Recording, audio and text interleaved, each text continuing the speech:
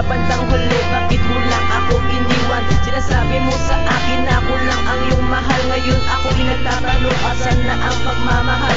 Gusto lang naging hangal na umiibig sa iyo. Ikaw pala ang siyang sisira sa relasyon binuo. At ayoko na sa'yo pagkat hindi ko matanggap na ang isang katulad mo nagawa mo sa'king magpanggap. Oo, di ko matanggap ang kapalaran ko na makatagpo ng babae na isang katulad mo. Ni hindi mo sinubukan na ako ay mahalin, at higit pa doon sa iba ka tumingin. Ginawa ko naman lahat ang mga paraan para lang malaman mo ang aking nararamdaman. Ngunit ang isinubat, lumayo ka lang sa akin at ako ay sinaktan at puso ko ay iyong iniwan.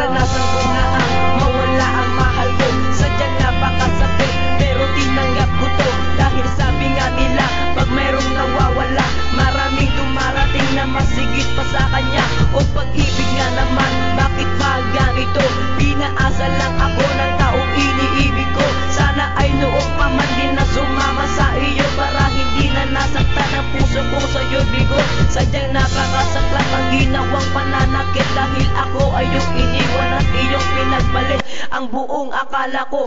Mamahalin ako ng taong ginahal ko ng buong puso, ngunit napahiya sa harap ng makata pagkat pinaasa. Di ka na naawa dito sa aking puso, lahat ay binigay ko, lahat sinakripisyo, di kita niloko.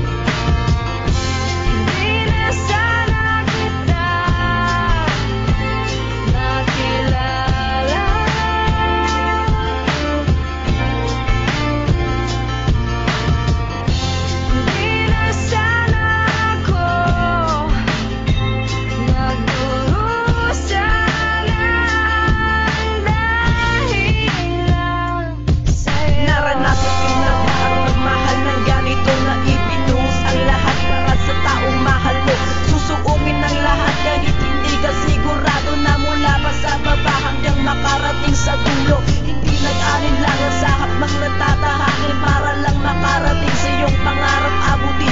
Gagawin mo ang lahat para lang makapunta sa pag-usapan na tagpuan ng iyong minamahal. Kapag ika'y pinagalitan ng iyong mga magulang, handa kang pakinggan, makaalis ka lang agad. Sinakripisyo ang lahat at iwinaksin mo, pati ang pag-aaral mo'y tinalikuran mo. Ito ay karanasan ng isang nagmamahal na sinira lang ang buhay para lang sa kanyang mahal, na hindi pa sigurado kung ito ay totoo. Kaya ngayon ay nagsisisi dahil siya ay nabigo.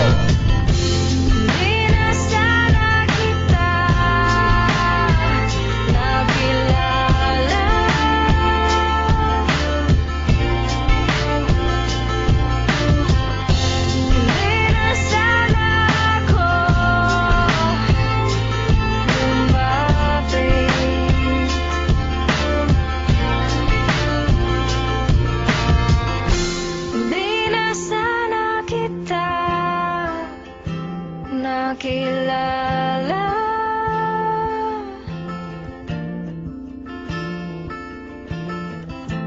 di na sa